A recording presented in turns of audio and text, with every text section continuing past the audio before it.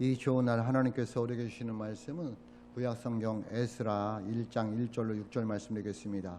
죄송한데 주보에는 에스더로 나와 있는데 에스라 1장 1절로 6절이 되겠습니다. 구약성경 에스라 1장 1절로 6절 말씀 되겠습니다. 제가 가지고 있는 성경책은 1010쪽이 되겠습니다. 1011쪽 에스라서 1장 1절 6절 말씀 제가 봉독합니다.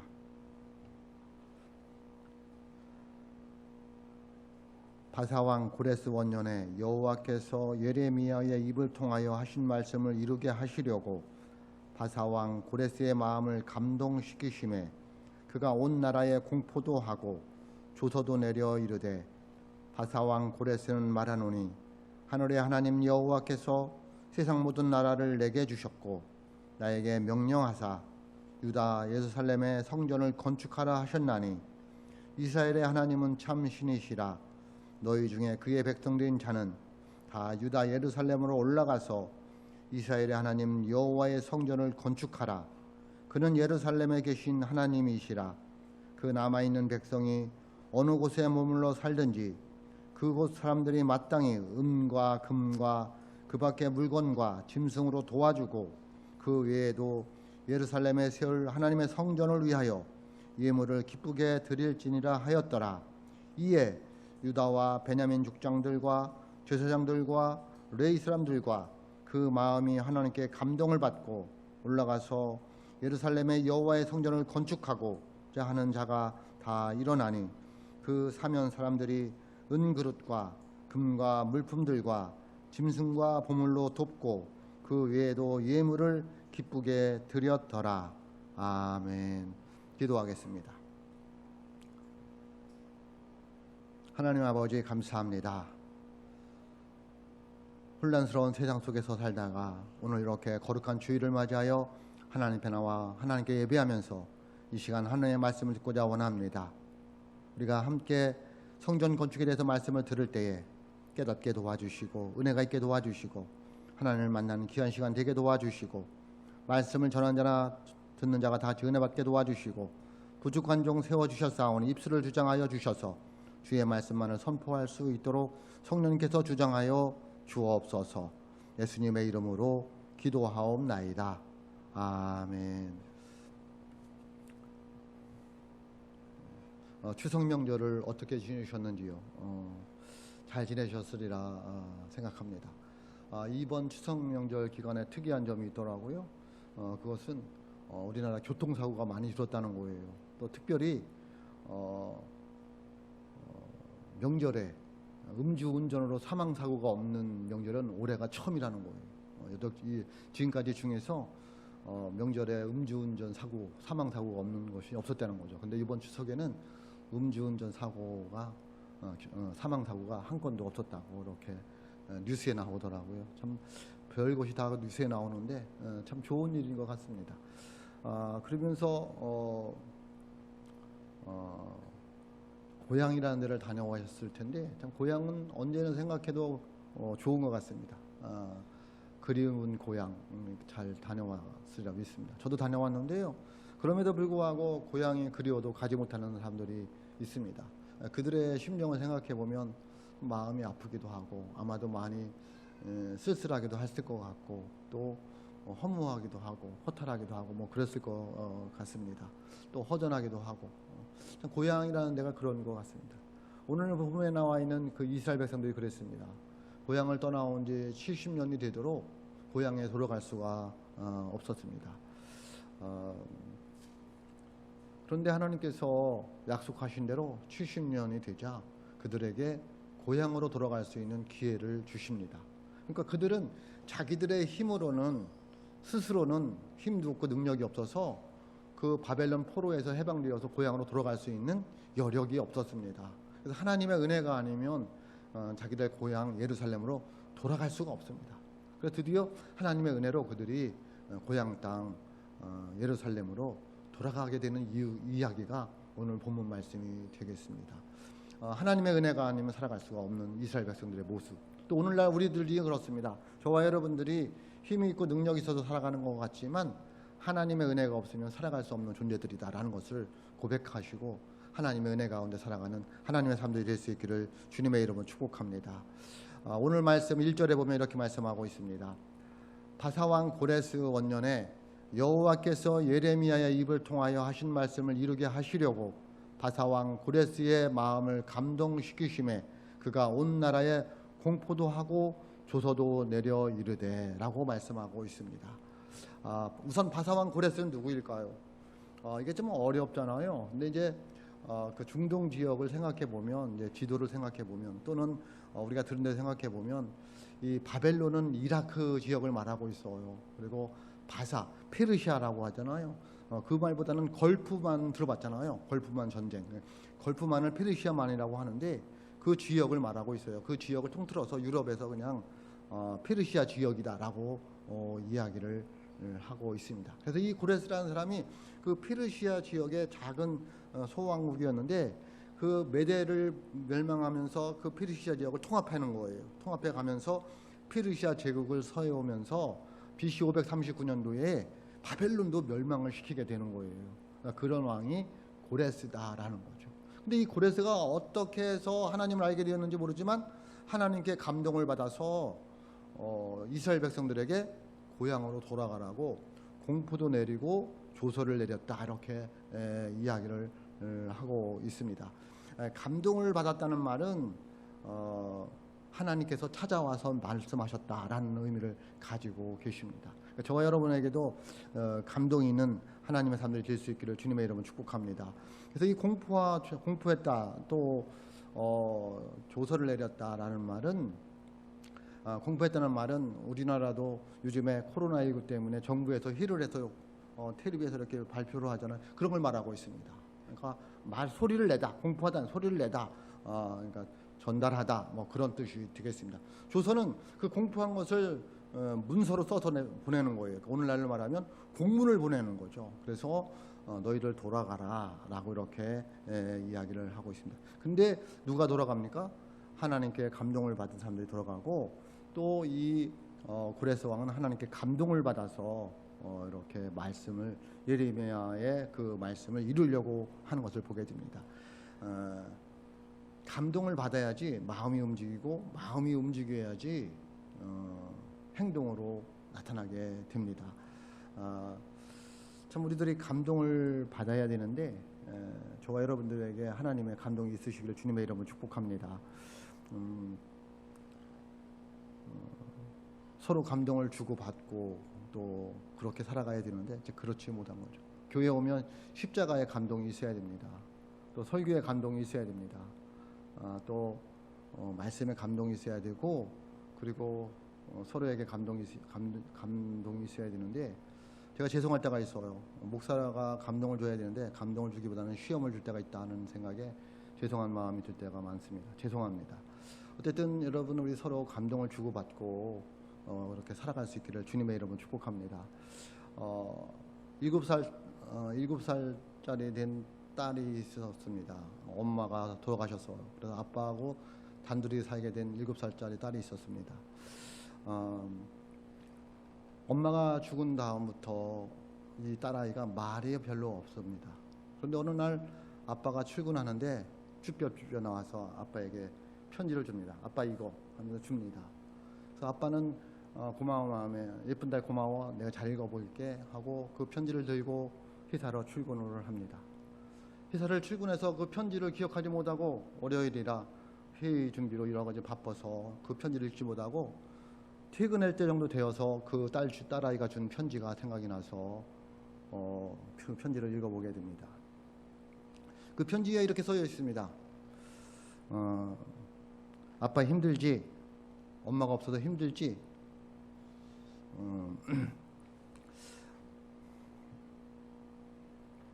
아빠 양말 구멍 난 거 내가 엄마처럼 꿰매주지 못해서 미안해. 대신 그 편지 속에는 편지하고 5,000원이 들어있다는 거예요. 대신 그동안 모아놓은 5,000원 줄 테니까 양말 꼭 사신어. 아빠 양말 구멍 난 거 내가 창피해. 앞으로 내가 엄마처럼 잘 챙겨줄 테니 힘들어도 울지 말고 내가 아빠를 얼마나 사랑하는지 알지? 그렇게 딸아이의 편지에 써 있더라는 거예요. 아빠가 감동을 받고 살았다, 그런 내용을 보았습니다. 이 감동이라는 것이 참 별것도 아닌 거에서 받는 거죠. 그럴 때 마음이 움직이게 되고 용기도 얻고 또 열심을 낼 수 있게 됩니다. 근데 우리가 서로 감동을 주고받아야 되는데 그렇지 못한 게 현실인 거죠. 가정에도 마찬가지죠. 여러분, 아내에게, 남편에게, 자녀에게, 부모님에게 감동을 주는 것이 큰 게 아니잖아요. 작은 거잖아요. 그런 감동이 있는 여러분의 가정, 우리 서원 베델교회가 될 수 있기를 주님의 이름으로 축복합니다. 그렇게 감동을 받은, 하나님의 감동을 받은 이 바사왕 고레스가 한 일은 무엇일까요?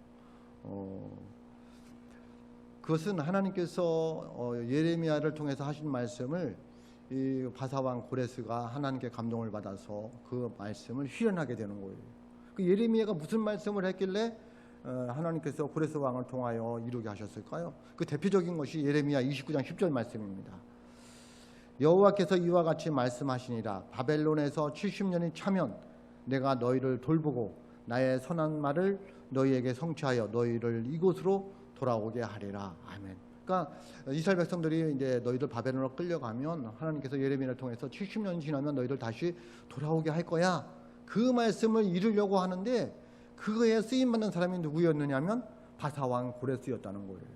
고레스는 그걸 알지 못하고 하나님이 시키는 대로, 하나님 말씀하신 대로 했을 뿐이라는 거예요. 그러니까 하나님께서는 섭리하시고 말씀하시고 다 이루어 가신다는 것을 알 수가 있습니다. 그러니까 저와 여러분들이 하나님 안에 살면 하나님께서 저와 여러분의 인생들을 복되게 인도하여 주실 줄로 믿습니다. 그래서 이 바사왕 고레스는 공포와 조서를 내리게 되었다는 것입니다. 그러면 그 바사왕 고레스가 내린 공포와 조서의 내용은 무엇일까요? 그러니까 예레미야 29장 10절 말씀을 통하여서 공포와 조서를 내렸는데 그 바사왕 고레스가 내린 공포와 조서의 내용은 무엇일까요? 첫째, 여호와의 성전을 건축하라입니다. 뭐를 건축하라? 여호와의 성전을 건축하라. 그 공포와 조서의 내용입니다.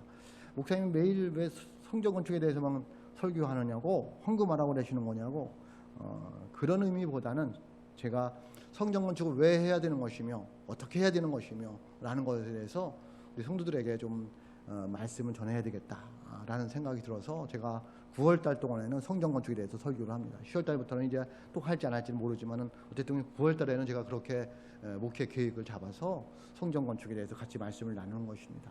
그래서 여호와의 성전을 건축하라 이렇게 말하고 있습니다. 2절 3절입니다. 오늘 우리에게 주신 말씀 2절 3절. 바사왕 고레스는 말하노니 하늘의 하나님 여호와께서 세상 모든 나라를 내게 주셨고 나에게 명령하사 유다 예루살렘 성전을 건축하라 하셨나니 이스라엘의 하나님은 참 신이시라. 너희 중에 그의 백성된 자는 다 예루살렘으로 올라가서 이스라엘의 하나님 여호와의 성전을 건축하라. 그는 예루살렘에 계신 하나님이시라. 아멘 라고 말씀하고 있습니다. 아까도 말씀드렸지만 나에게 명령하사라는 말은 하나님께서 이 고레스 왕을 찾아오셔서 말씀하셨다라는 의미를 가지고 있습니다. 그래서 중요한 것은 뭐냐면 누구의 성전을 건축하는 거예요? 여호와의 성전을 건축하는 거예요. 분명히 말씀하기를 여호와의 성전을 건축하라라고 말씀하고 있습니다. 그러니까 우리가 성전을 건축하고 있잖아요. 누구의 성전을 건축하는 거예요? 여호와의 성전을 건축하는 것입니다. 목사님의 성전도 아니고요. 여호와의 성전이라는 거예요. 그러니까 하나님의 성전, 하나님의 교회다라는 것을 우리가 잊어서는 안 됩니다. 그래서 여호와의 성전을 건축하라라고 말씀하고 있습니다. 신약 성경에 보면 굉장히 많은 곳에 교회는 하나님의 것이다라는 것을 말씀하고 있습니다. 고린도전서 10장 32절에도 이렇게 말씀하고 있습니다. 유대인에게나 헬라인에게나 하나님의 교회에나 거치는 자가 되지 말고 라고 말씀하고 있습니다. 누구의 교회? 하나님의 교회입니다. 교회는 목사의 교회가 아니에요. 사람의 교회가 아니에요. 하나님의 교회예요. 그 하나님의 교회에 거치는 자가 되지 말라는 거예요. 누구의 교회라고요? 하나님의 교회입니다. 또 사도 바울이 있잖아요. 교회를 굉장히 핍박했잖아요. 근데 그 사도 바울이 뭐라고 고백하고 있느냐면 갈라디아서 1장 13절에 보면 이렇게 말씀하고 있습니다. 내가 이전에 유대교회에 있을 때에 행한 일을 너희가 들었거니와 하나님의 교회를 심히 박해하였고 멸하였고 라고 말하고 있어요. 누구의 교회를? 하나님의 교회를 멸하고 박해했다고 말하고 있어요. 교회를 박해했는데 멸했는데 그게 누구의 교회다? 하나님의 교회라는 거예요. 그러니까 이 건물이 어디에 있든지 간에 교회라고 붙여 있으면 그건 누구의 교회다? 하나님의 교회라는 거예요. 근데 오늘날 이 시간을 돼서 사람의 교회가 되는 거예요. 어느 교회는 목사가 교회를 팔아먹고 가는 거예요. 그래서 요즘에 성도들이 목사를 못 믿어요. 목사가 교회 뛰어먹고 도망갈까 봐 굉장히 마음이 아파요. 또 그런 일이 있으니까. 저도 참 그게 마음이 아프더라고요. 왜? 목사 교회라고 생각하는 게 그래요. 자기가 개척했으니까 자기 교회예요? 아니에요. 하나님 교회예요. 누구의 교회라고요? 하나님의 교회예요. 우리가 모청동에 교회를 세우고 있잖아요. 목사님 교회에 목사님이 은퇴하면 그거 팔아먹고 갈 거예요? 이제 유지재단에 넣어가지고 팔아먹을래야 팔아먹을 수도 없어요. 목사 교회가 아니라 하나님의 교회예요. 여러분 믿으시기를 주님의 이름으로 축복합니다. 또 한 군데 더 찾아보면 디모데전서 3장 15절에 보면 이렇게 말씀하고 있습니다. 만일 네가 지체하면 너로 하여금 하나님의 집에서 어떻게 행하여야 할지를 알게 하려 함이니 이 집은 살아계신 하나님의 교회요 진리의 기둥의 터니라. 아멘. 누구의 교회라고요? 하나님의 교회라는 거예요. 하나님의 교회라고 분명히 말씀하고 있습니다. 그래서 우리가 교회를 건축할 때에 성전을 건축할 때 이건 누구의 집이다? 하나님의 집이다. 하나님의 교회를 우리가 만들고 있다. 짓고 있다라는 것을 우리가 확실히 알아야 된다는 거예요. 왜 교회가 하나님의 교회라고 할까요? 왜 교회가 하나님의 교회입니까? 성경에 보면 하나님께서 피값으로 샀다는 거예요. 뭘 샀다고요? 피값으로. 예수님이 십자가에 돌아가시면서 하신 일이 저와 여러분을 구원했지만 뭐를 샀어요? 그것으로 교회를 샀어요. 사도행전 20장 28절에 보면 이렇게 말씀하고 있습니다.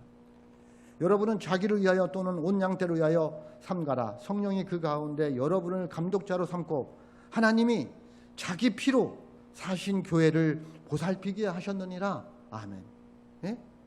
목사를 세우는 것은 하나님이 피로 사신 교회를 보살피게 한 것이지 그 교회가 네게 아니라는 거예요. 그러니까 우리들이 착각하면 안 돼요. 하나님이 사신 피로 사신 교회를 우리가 가꾸고 돌보는 거예요. 그것이 목사의 사명이고 장로의 사명이고 성도들의 사명이라는 거예요. 누구의 교회다? 하나님의 교회다. 여러분 잊으면 안 돼요. 뭘로 사셨다? 피값으로 사셨다. 예수님께서 십자가에 돌아가시면서 사셨다. 뭐를? 저와 교회를, 저와 여러분을, 교회를 피값으로 사신 교회이기 때문에 교회는 하나님의 교회다라고 말씀하고 있습니다. 그래서 이 바사왕 고레스는 하나님의 성전을 건축하라라고 공포를 조서를 내리게 됩니다. 두 번째는 무슨 공포와 조서를 내렸을까요? 예루살렘으로 돌아가라는 거예요. 어디로 돌아가라? 예루살렘으로 돌아가라는 거예요.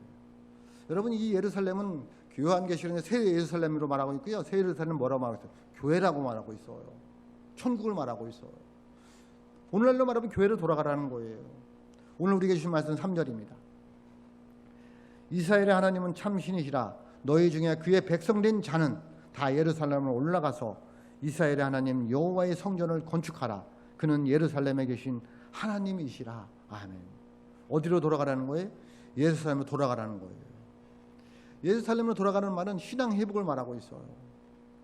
다시 하나님 중심으로 살아가라는 거예요. 다시 교회 중심으로 살아가라는 거예요. 말씀 중심으로 살아가라는 거예요. 그게 예루살렘으로 돌아가라는 거예요.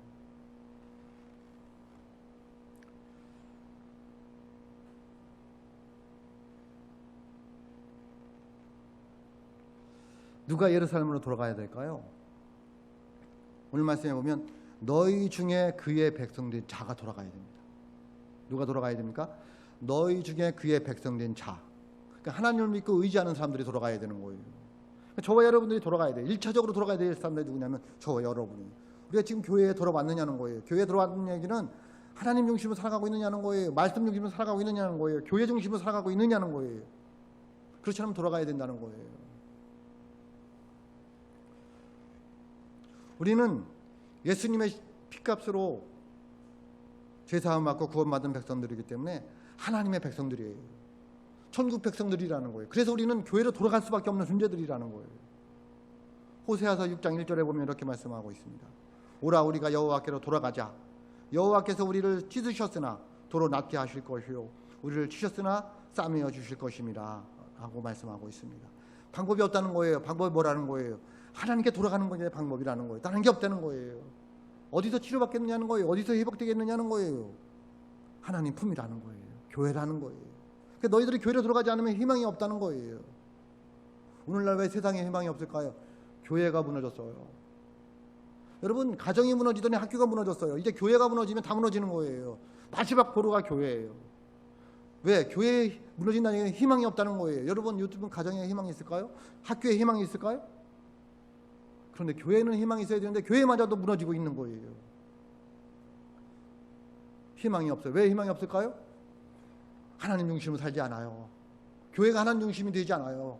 교회가 교회 중심이 되지 않아요. 교회가 말씀 중심이 되지를 않고 있어요. 교회에 희망이 없는 거예요.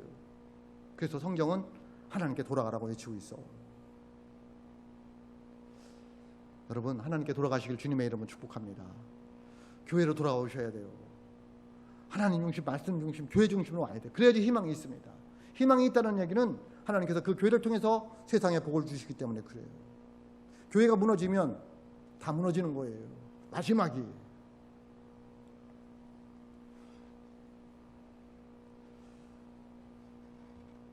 그러면서 세 번째 공포와 조소 내용은 뭘까요? 셋째, 성전을 건축하는데 도와주고 예물을 드리라 라고 말씀하고 있어요. 오늘 우리에게 주신 말씀은 4절입니다. 그 남아있는 백성이 어느 곳에 머물러 살든지 그곳 사람들이 마땅히 은과 금과 그 밖의 물건과 짐승으로 도와주고 그 외에도 예루살렘에 세울 하나님의 성전을 위하여 예물을 기쁘게 드릴지니라 하였더라. 아멘. 그것이 공포와 조소의 내용이었어요. 뭐 하라는 거예요? 도와주고 헌금하라는 거예요. 쉽게 말해서. 마땅이라는 말이 있어요. 마땅이라는 얘기는 뭐예요? 당연하다는 얘기예요. 그러니까 우리가 이 서원 배럴교회에서 신앙생활을 하면서 하나님 앞에 예물 드리는 것은 마땅한 거, 당연한 거다. 그 얘기를 하고 있어요. 그런데 여기 보면 그곳에 남아있는 사람들도, 그러니까 하나님의 성전을 건축한 데는 너나 할 것 없이 다 동참해야 된다는 것을 말씀하고 있어요. 올라가는 사람들만 아니라는 거예요. 어떤 피치부터 사정으로 올라가지 못하는 사람들도 하나님의 성전을 짓는데 뭐 해야 된다는 거예요? 협력해줘야 된다는 거예요. 도와줘야 된다는 거예요. 예물을 함께 드려야 된다고 말씀하고 있습니다. 여기서 돕다라는 말은 진심으로 거들다라는 말이에요. 여러분, 우리가 교회를 짓는데 도와줘야 돼요.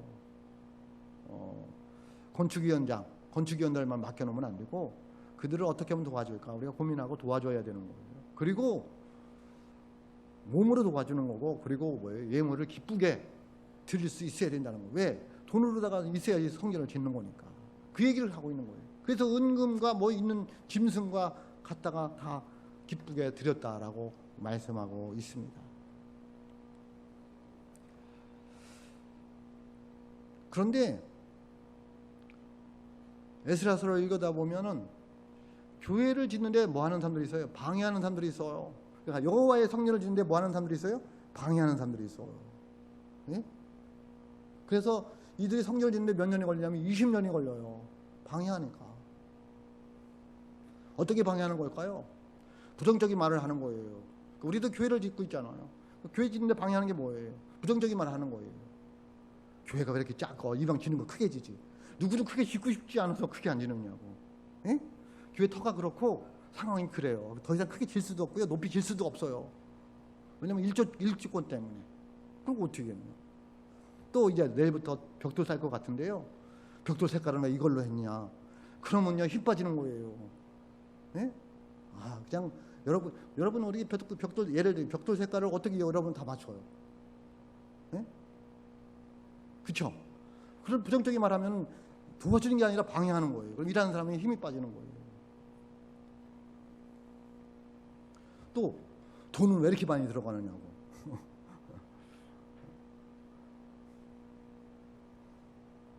헌금을 얼마나 하고 그런 말씀 하시는 걸까?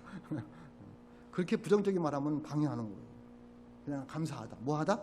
감사하다. 저는 하루에 최소한 2번 이상 가봐요. 옥상도 올라갔다 지붕도 올라갔다 갔다 하다가 늘 마음에 조금 작긴 작다. 그런 마음이 있으면 저도 감사해요. 감사해요. 청소도 이제 깨끗이 다 해놨어요. 벽도 살라고. 얼마나 감사해요. 그래서 사람들이 이제 가끔 와봐요. 와서 하는 말이 다 그래. 조금 작네. 조금 작네. 그래. 어쨌든 부정적인 말을 하면은 그건 교회 짓는데 방해가 되는 거예요. 하나님의 집을 짓는데 방해자가 돼서는 안 되잖아요. 뭐가 돼야 돼요? 도와주는 자가, 거들어주는 자가 될 수 있기를 주님의 이름으로 축복합니다.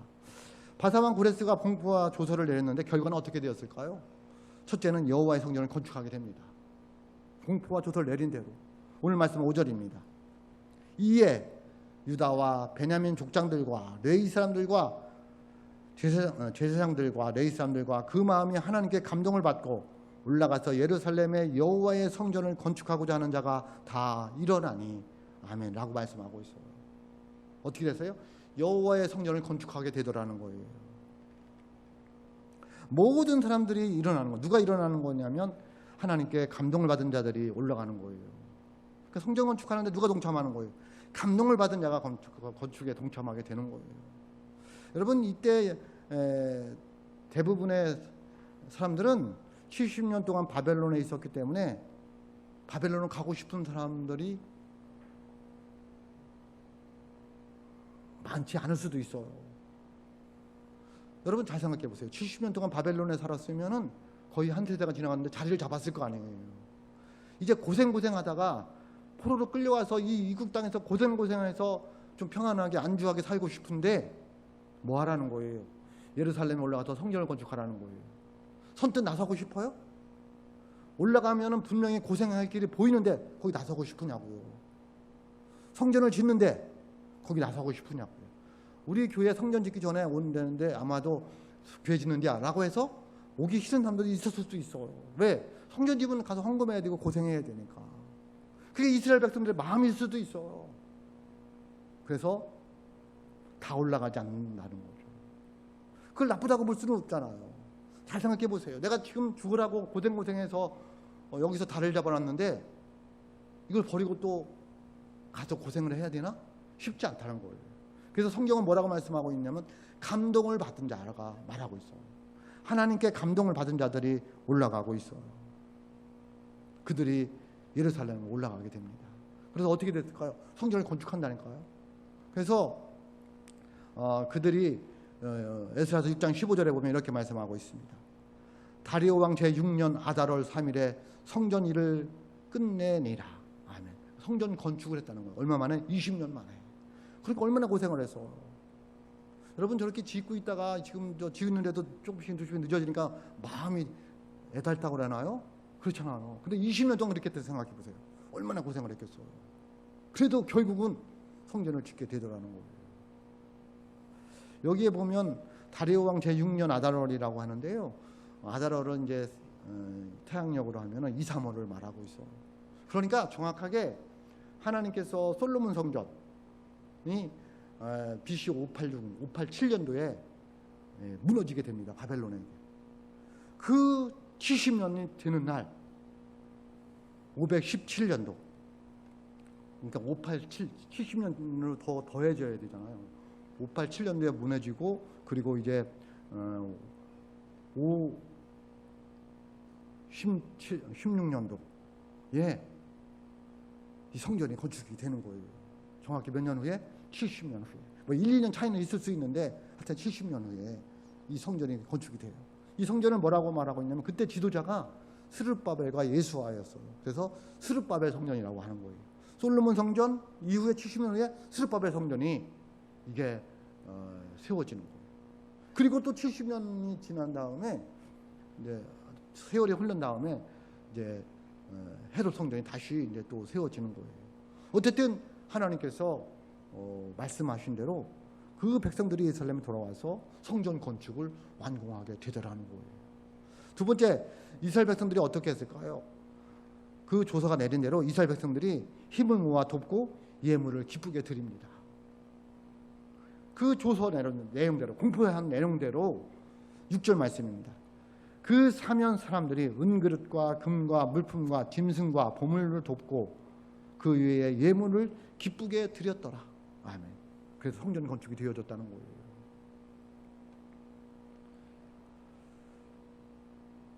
이스라엘 백성들은 하나님의 은혜를 생각하고 내가 여기까지 온 것이 하나님의 은혜지 라는 마음을 가지고 사면에서 사방팔방이죠. 동서남북 어디에 있는 사람들지 간에 하나님께 감동을 받은 자들이 나와 있는 대로 은그릇과 금그릇과 물품들과 짐승과 보물로 돕고 그 그의 예물을 기쁘게 드렸더라라고 말씀하고 있어요. 그래서 성전이 건축되게 되었다는 거예요. 그냥 하지 않아요. 누구의 헌신이 있어야 돼요? 누구의 희생이 있어야 돼요? 하나님의 감동을 받은 자들의 헌신과 희생이 있어야지 하나님의 집은 세워지는 거예요.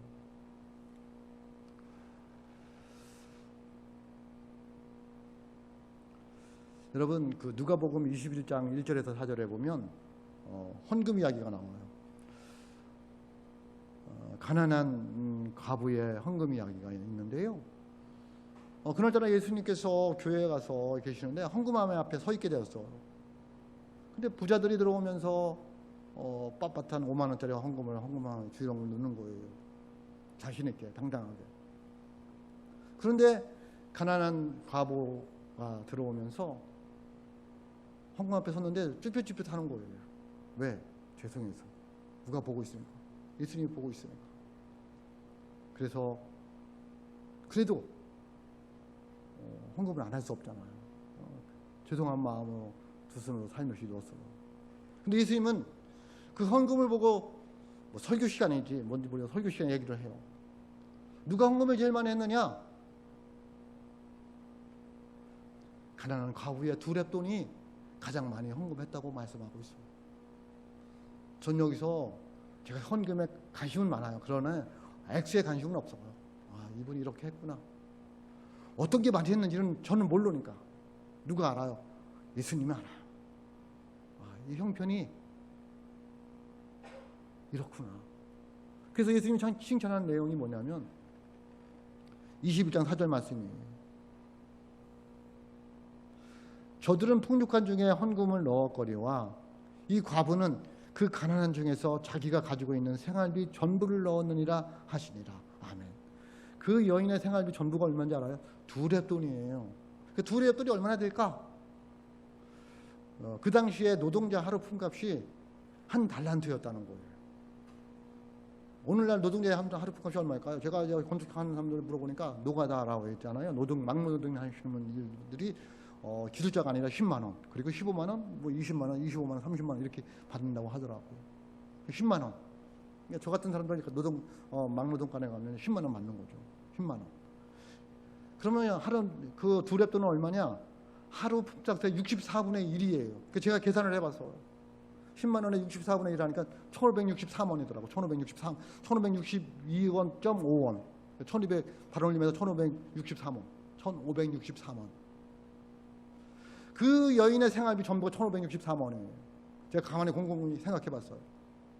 오늘 우리가 예배드리는 우리들이 1563원이 없어서 힘들어하는 분이 있을까? 그럴 것 같지는 않아요. 누구든지 1563원은 있을 것 같아요.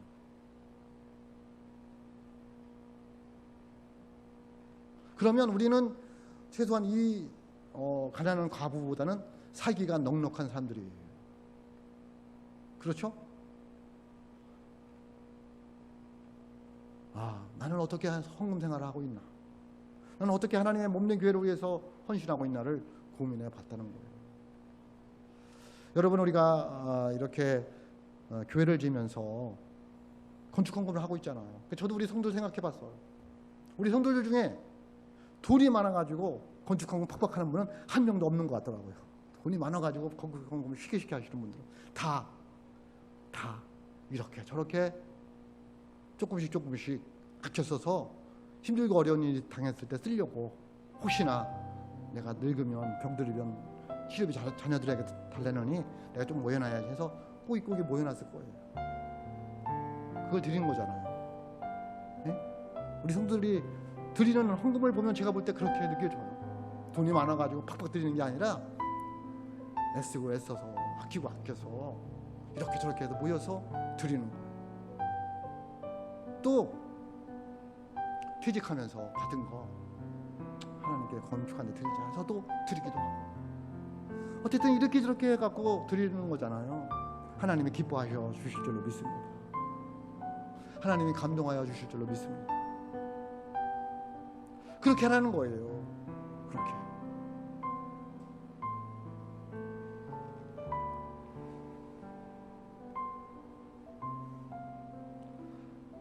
하나님께서 저와 여러분에게 감동을 주셔서 성전 건축을 허락해 주신 줄로 믿습니다. 그러면 하나님께 감동을 받은 우리들은 하나님께 쓰임받는 사람들이 되어서 성전 건축하는데 도와주고 힘껏 예물을 드리는 하나님의 사람들이 되어서 하나님을 감동시키고 또 하나님께서 예배해 놓으신 복을 받아 누리며 살아가는 저 여러분의 삶이 될 수 있기를 주님의 이름으로 축복합니다. 기도하겠습니다.